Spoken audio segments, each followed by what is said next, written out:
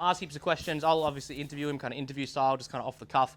And then I'm going to finish on the quote of the week, and then we'll go downstairs with Dempo and we'll get a photo with him in front of the building. So, guys, Demsey McKean, for anyone who doesn't know him, he's had 27 fights, 25 wins, 2 losses at the absolute peak, which I actually think is in the peak of his career right now, but ranked number 7 in the whole entire world.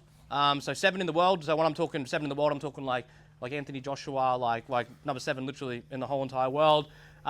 We have sponsored Demsey for maybe 4 or 5 years. I've known Demsey since I was 18, 19. You know, back when myself, him, and Joel Dennis used to go to the Coro back in the day, and Ben O'Brien. And we're very fortunate for him to come down and make the drive from the coast. So make Demsey feel welcome. Come on in, Dempo. With the belt. He's got the belt too. Got to bring the hardware. So for those who don't know Demsey, he would be a great real estate agent because he's good at throwing a bit of chat. But tell us your story. What is your story? My story, just how I got into martial arts and boxing and everything as well. Your life up until now. Yeah, my life up until now. Well, I was always come from a strong footy family, rugby league. My great-grandfather was the first person ever scored for Parramatta Eels back in 1947. He was also a bare-knuckle boxer as well. But no other fighting within the family at all. Never really was interested in fighting, played rugby league and then union up until about 18, and then saw a bit of UFC on TV one time. I thought, what kind of crazy sport is this? These guys in a cage punching on. And then like a week later, I saw MMA training advertised. I thought, I'll go check it out with my friend at the time, old Billy Farmer. And went to check that out and fell in love with it after the first day and had my first fight after about eight or 9 months. And I won that and then just stuck with it and then had a few fights in MMA. Lost my second fight in MMA and ran out of the arena pretty much crying, and I was very upset that I lost the fight. So I vowed never to lose again and signed up another couple of gyms and then I kind of fell into Muay Thai kickboxing, had 4 fights in that, and then took a professional boxing fight on a day's notice when I was supposed to have an MMA fight, but that fell through. And I thought, I'm not going to have a pro boxing fight. Some of these guys have hundreds of amateur fights before they turn pro. And anyway, I had that fight, won that, and stuck with it. And that was about 12 years ago now. So took my professional boxing debut when I was 24. And 27 fights later, and then my only 2 losses have been to the 2 number 1s in the world, and fought for a final eliminator against the number one in the world in London a few years ago, and lost that fight unfortunately. But that was Herkovic. That was Herkovic, yeah. So if I won that fight, I would have been fighting for the world title. 12th round too. 12th round, yeah. So it's so that one hurt a little bit, but it's I'm in this new resurgence of my career as well, and I feel like I'm at my absolute peak at the moment as well. So. Yeah, I agree. And how many MMA fights did you have? 4. So lost 1. So I lost my second fight, and then like I said, I was pretty upset after that fight. I ran out of the arena crying. I was upset, and I went and signed up another couple of gyms, and I didn't lose another fight for about another 10 years after that. And the next fight I lost was the Herkovic one for the final eliminator. So. What's the lifestyle of a fighter like? Because it's a pretty hectic lifestyle. Like what you're doing is training and eating and fighting. Like what's the lifestyle of a professional fighter like? It's pretty full on, especially I've got a young boy, he's 2-year-old, and he's very energetic as well. So when I'm massive training, too. He's a big kid. Has to be expected though. So so no paternity test needed. So, but he's about the size of a 4-year-old. But he's full noise as well. So he's massive. He's like a metre tall already. He's not even 2 years old. So, but I train in the morning. We train every morning. I might do a couple clients in the morning. I train Jordan as well, and a couple other sponsors and a few friends that people ask me. And so I train in the morning, every morning we box, and then in the afternoons it might be something different, like we might do a run, sprint training, or strength and conditioning. We alternate every afternoon pretty much. So and then so training twice a day, resting, like a lot of recovery stuff, hot and cold, magnesium pools, chiropractor, massages weekly and stuff like that. So a lot of recovery goes into it. And then obviously when I come home from training, we take our son out, and that's like another workout as well, chasing him on the beach and wherever it might be. So it is.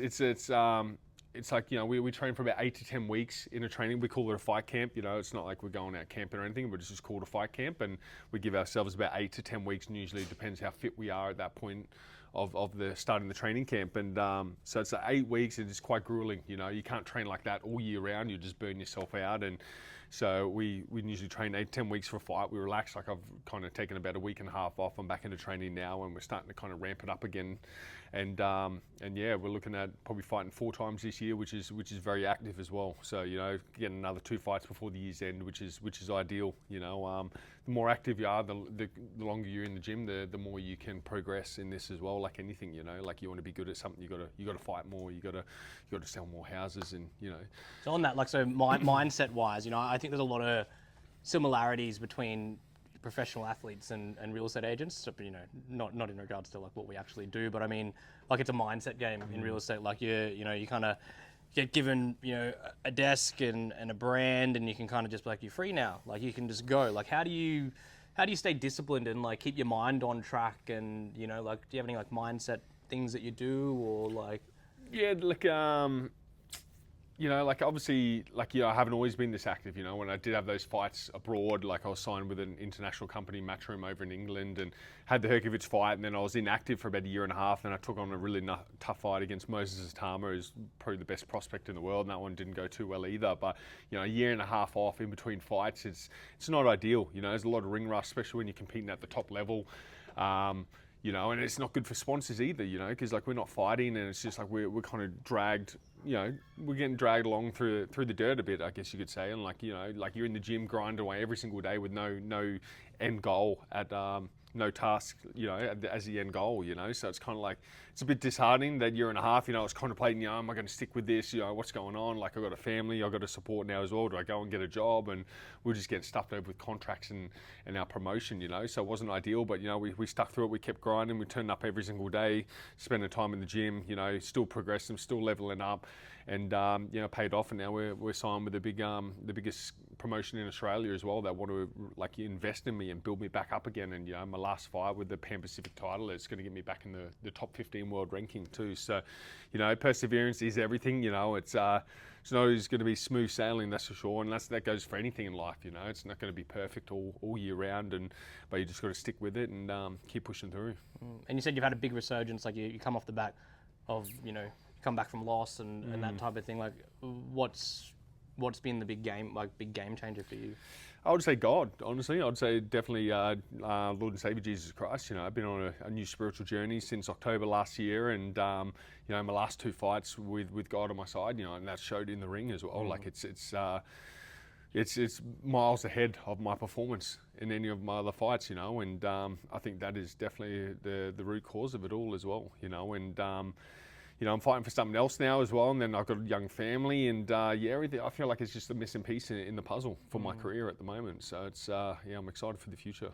Yeah, I love that. It's a crazy life, eh? Like when you might see all these like people, like obviously I see Dempo like once a week, but like your living is literally like jumping in the ring and punching on, and it's a very political world, boxing. So like, the reason, he had a lot of inactive time as well is that like, it's very difficult to try to get a fight, like because he's a southpaw as well. Like it's people don't want to risk like the fight. Like it's all a very kind of political game, isn't it? Yeah, it's risk versus reward as well, It's just like, people don't want to really fight like a dangerous kind of unknown fighter and stuff, Like they're going to bring the money in, then there's a risk versus reward there as well. But it is very political, and when you're an Australian signed with an overseas promotion as well, there's not much market for you. They're always going to kind of use you as the opponent to kind of build their guys up, where like, because I'm not going to really sell massive tickets and pay-per-views in UK or America, because I'm quite unknown because I'm from Australia. But when I'm fighting in Australia, I'm a bigger market because we have like the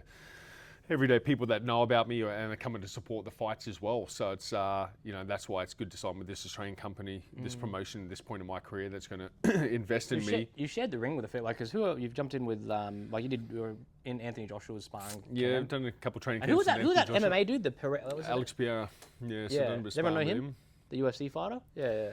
And then they asked me to come back when he just fought that Cyril Gain at the White House. They asked me to come over to New York and do some sparring with him, but obviously we're in a training camp, so I didn't want to travel there, come back, and I wanted to look after myself rather than help someone else out. So, but there's been a lot of opportunities, sparring some of the top guys and world champions in a couple of different sports and stuff as well. So it's like, boxing has given me many opportunities, and like I traveled the world, lived in London for a couple of years and fought in Saudi Arabia, America, England, and across Australia as well, and done training camps abroad in Portugal and stuff as well. So it's been a pretty crazy wild ride, like back when I was in 18, 19 getting into it, and my coach at the time was like, we'll train you up for MMA, we'll make you an Australian champion. I thought, nothing of it. Wasn't interested in fighting at all. Never really watched any of the boxing fights or any kind of combat sports on TV at all. And then now here I am, 35 years old, and I feel like I'm at the top of my game. And looking back, and it's been a wild ride. Like where I've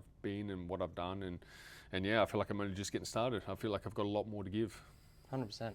So a big mindset thing, isn't it? Yeah, it is. The mindset is like 70% of the combat sports game. How do you prep yourself for like when you're about to walk in the ring and stuff like that? Like, how do you? It's pretty full on. Yeah, it's a very like. Because like that a sumo fight, for example, like that was in where was that? Saudi Arabia. Saudi Arabia. Yeah. How many people were there? It would have been like probably 30,000 or something like that. And like co-main event to Fury and Usyk as well, so massive fight and a lot of eyes on that. So, and then like being out of the ring for a year and a half as well. It's like you forget what it's like being under the bright lights, dealing with the adrenaline, the nerves. Yeah, how do you deal with it? Like, cause I could like your heart would be pumping.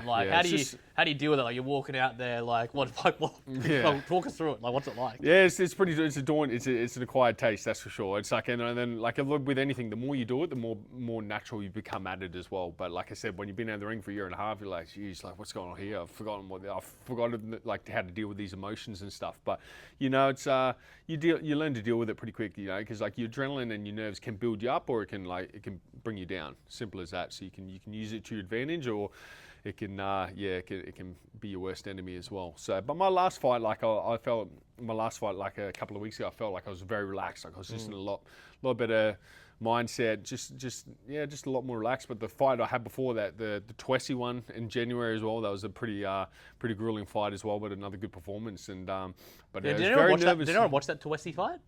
So this dude was like screaming in Dempo's, "Come on!" Like in the ring, like "Come on!" But like it was fucking hectic, man. I'm like, man, I wouldn't want to be in that ring with that dude. He looked like didn't serve too well. He literally looked like he'd fucking stab you. Like he was a scary. He was a scary looking dude. Come out with a bulletproof vest as well. I saw him. I soiled myself. We had like a lot of talk in the lead up. Well, he had a lot of talk, but luckily we're fighting with our fists and not our mouths, so. But but before that, like it's just like, and that was my first big fight back since the Moses Tahama a loss, and that was coming off like a bad loss over there, and so it was like a lot riding on it, first big fight, tough fight, and I'm like, oh geez, so there's a lot of adrenaline. I remember like it was very like just before it in the change rooms, and then after the fight, I remember coming out back, and I was like said to my coach, like, geez, like why do I do this to myself? Why do I put myself through this? Like, but there's no like there's not many other feelings out there that feel better than getting your hand raised, especially after stopping someone like that runs his mouth flat out for about 8 weeks. So it felt pretty good, that's for sure. That's crazy. Yeah, it's great. And I remember you said you've only ever fought one fight angry. I remember you saying you lost it. That's that MMA fight that I lost. Yeah, it's kind of brought that upon myself. When you fight with too much emotion, it goes with anything. You can't really make rash decisions on emotion. You got to be cool, calm, collected.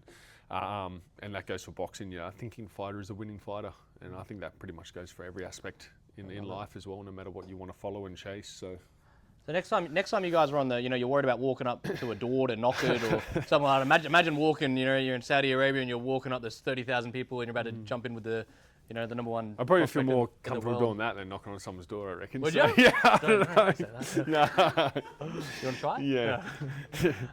Guys, before we will open up, does anyone have any questions for Dempo? Jesse. You've been doing it for ages now. Have you ever gone through like a period where you've fallen out of love with it, and then you're trying to get back on in that groove? I think like in that lead up where I had that year and a half off of inactivity, because like you just turn up to the gym every single day, you grind and you're slaving away, and then you're like, for what? Like what's the end goal here? Like am I going to get a fight? Am I not going to get a fight? They're holding me in contract.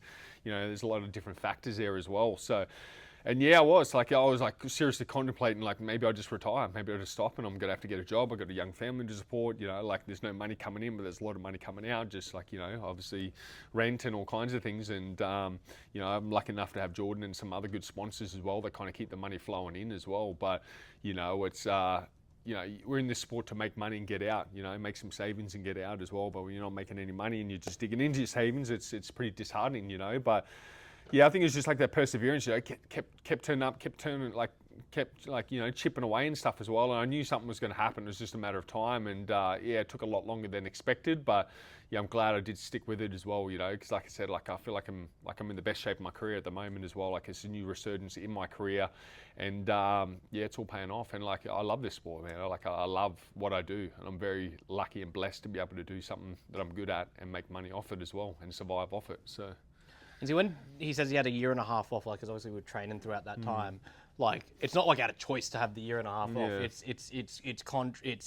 full on. Like, it's contracts. It's, you know, people, hey, I'm gonna have this fight. Oh no, they pulled out. They don't want to fight. It's like, so, it's your whole income is literally in somebody else's hands on whether they want to punch on with you or not. Like, it's this whole crazy thing. Yeah, if you don't fight, you don't get paid. So crazy. Jono. You mentioned like mindset is like 70% of it. Do you ever get into like periods where you sort of get complacent or comfortable? Because I would assume you like have a set routine. And do you ever get into a period where you're just automatic or like? do you mean like you mean training for a fight or just in general or? Yeah, like, do you ever get comfortable and how do you approach that? There is times like in between fights and stuff. There is that, you know, because of the downtime. Like I've just had like a week and a half off, and Like some chocolate, this bloke. Oh too. man, like honestly, my Uber Eats account has been copping hiding. You know? I actually deleted it the other day because I felt disgusted. I'm like, nah, no more burgers. I'm deleting it, you know. But yeah, that week and a half off, I feel like, oh no, I need to get back into training. You know, I've got a couple of niggly injuries and stuff I need to like let heal up. But like I'm actually. Yeah, in the past, I was like, you know, because you drink a bit in between and stuff like that, catch up with the boys, but I don't drink anymore, you know. So it's like, you know, like that's gone as well. So it's like I'm just focused on getting back into training as well. And in this sport as well, when you're in training camp, you got 8 weeks, and like you're going in there with another massive human being that's trying to take your head off. You know, it's trained, is like fit, and wants to pretty much do some damage on you. So there's no real like space to get complacent and lazy in that 8 weeks. It's just like it's kind of do or die. It's like, you know, we're putting our health, embarrassment factor on the line when we step into that ring. There's so many different factors, you know, like one loss can set you back a couple of years as well. So yeah, in that 8 weeks, it's just like you like your head down, ass up, pretty much. We like should do an 8-week block with the associates, and like you should jump, like, you know, whoever loses, like the worst associate has to just cop one from them. 6 rounds of sparring or something like that. Yeah. Great question, Jono. We got 3 more questions. Corey. Yeah, I guess mine was like during that 8-week fight camp. Like, surely, I know you know you're putting everything on the line, but surely there's days where you just don't feel like doing it, and you've got to get up and jump in. Like how do you combat those days? I guess it's probably on the back of Jesse and the other question as well with confidence and whatnot. But like, how do you back up those days that you don't feel like doing it? Yeah, definitely. Like every day in fight camp, you kind of feel like a bit of a zombie. You know, you're tired, you're sore, you got injuries, like everything's piling up. But I think it just goes back to like, you know, like how bad do you want it as well? And like I hate losing. You know, I've lost 3 fights in about 30 fights in my career, and over 30 fights in my career, and across 3 different sports as well. And it's one of the worst feelings in the world is losing the fight. You know, so it's just like that is my driving factor. Is I like winning. I like the feeling of winning and.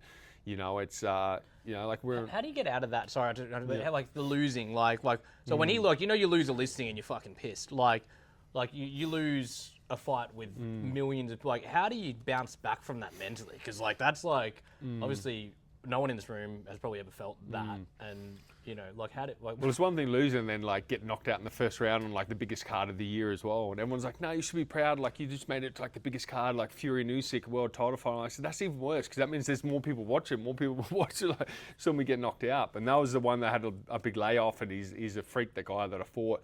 And, you know, some people after, like, a loss like that, they don't kind of bounce back. You see that in their career, like, they're like, very, like, gun shy. They don't want to engage because they don't want to risk getting knocked out again as well. And I think I showed that in my last couple of fights where, you know, you kind of just bite down the mouthpiece and kind of let the leather fly a little bit as well. But yeah, I think it's just like mindset as well. Like I've always been like pretty mentally tough. And like a lot of people, you know, have like mindset coaches and stuff like that. And I've never really had to worry about that. Like I feel like I am quite mentally strong. And yeah, I don't know. It's just like, it's just one of those things. I guess you kind of have it or you don't, or you probably could train for it. But yeah, it's just just reassuring yourself as well, like positivity, getting up, it's motivation. Like you got to be disciplined, you know. When you're not motivated, you got to be disciplined, you know. Like I get paid for this, is my job, and you guys get paid for this. You got to I'm sure there's some days you just want to stay in bed and sleep in and cuddle up when the weather's nice and cold, but you got to get up and get it done. Like it's just what we have to do, you know. As people, we have to work hard. Love it. Last. Oh, there's so many questions. That was good. Yeah. We have more questions than we ever get, buddy, when we're up here. Nate was next. So we'll go for a little bit over, guys. Hope you guys don't mind. Nate was next. What was your question? Don't make it weird. Weirdest in the office, bro. What's your morning routine and sort of your landing routine that I guess sets you up for the day, but also sets you up for the following day as well? I'm sure you'd have very structured. Well, when you got like a toddler, there's no structure in the morning. It's just carnage from the opening get-go, you know. I'd like to get up and do my breath work and stuff like that. But yeah, no, it's just carnage from the opening bell, really. When the sun's up, it's just wherever everyone's up, and it's just all hands on deck, really. So, and then I I go to the gym and stuff, and I usually I do my prayer work on the way to the gym, a bit of breath work and stuff like that while I'm driving, and then I train in the morning about 10 o'clock every morning. We do our boxing with us the pros there at the gym, and so that's my structure pretty much. To get up, spend the morning with the family and stuff. We'll get up early enough. I might take my son down the beach, go for a walk and stuff, come back, have breakfast, go to the gym, do my training, come home and stuff like that. So, but yeah, it's just there's not much structure when you got a little 2-year-old boy, that's for sure. So I'd like there to be more structure, but being a father comes first. So, last 3 questions. No more questions after this. Bliss. Demsey, what intimidates you? What? Does anything intimidate you? What intimidates me? I think public speaking used to intimidate me when I was younger, but I've kind of like with anything, you do it long enough and more often, you become good at it. But I don't think there's too many things that intimidate me, to be honest. I guess when you're going in there and punching on with another heavyweight, you kind of, you feel there's not many things that kind of intimidate. That would probably intimidate most people, but it's just a good question though. But yeah, I don't think... Guys, go and watch the highlights of the Tuisi fight where the dude's screaming in his face, and then you'd be there, nothing intimidates this dude. Come on! Yeah. That made me scared. Yeah. No, but I don't think there is too many things that intimidate me. I don't know, I have a good think about that, but off the top of my head, no, I don't think so. What about your wife? Oh yeah, that's a good one. That's definitely my wife. 100%. That's what gets me. Yeah. Cut that bit out there, please. Yeah. Brookie. My question would be, how do you prepare yourself before your fights? Do you have a routine that kind of gets you ready before you walk out? Brookie's a professional fighter. Well, we're not nice. professional. How many fights have you had? 3 MMA, about 12 Muay Thai, and a lot of jiu-jitsu. Yeah, nice. Very good. Curtis. Oh, true. Yeah, that's where I used to train. Yeah, nice.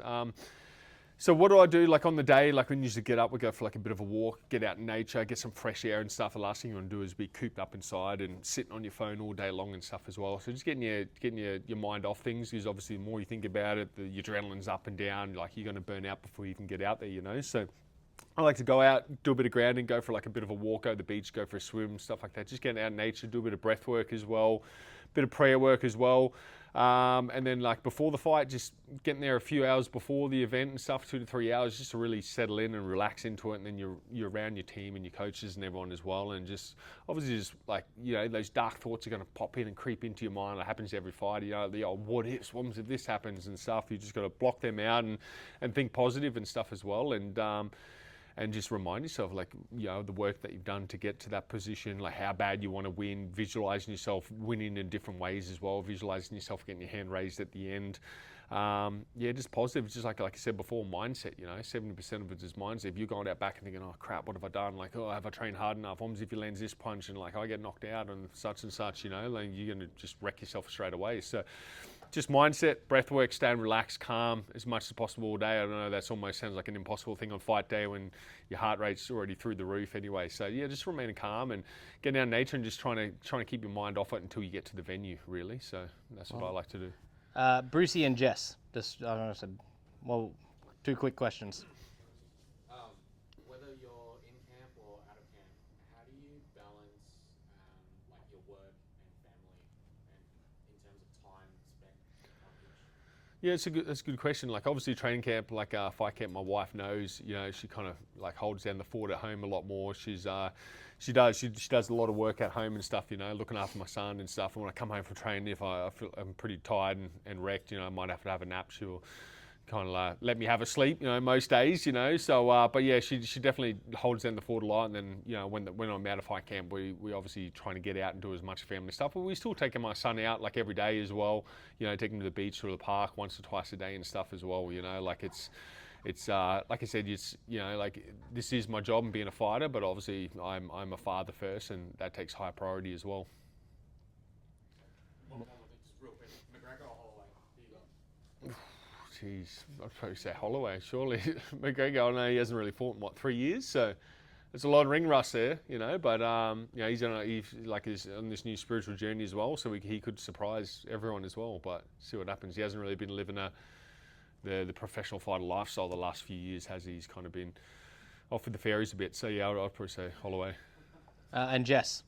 I just got one question. It's just if you remember being at a festival one day and the redhead Corey Martin come up and asked you what protein you take. Clean off your shoulders. Do you remember that? No, was that a real thing? Was it? That was a real. Yeah, what happened, Cos? I don't know if you know Jack, my mate Jack Ryder.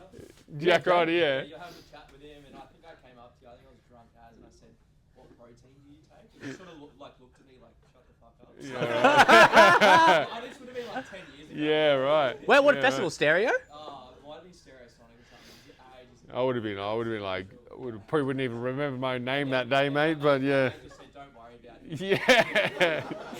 yeah. That's the second story about Cos today. Actually, the third. I told one earlier. Jeez Louise. Cosser. Look, He just really wanted to know what protein I use. last question. I find it interesting, and then we'll finish on the quote of the week, and we'll all go downstairs with Dems and get a photo. You said you had a big resurgence with like Christianity, like, and it's been pretty crazy. Like, I find it interesting because obviously I'm a heavy Christian for a long time, but it's like really like what was the shift for you? Like, how did that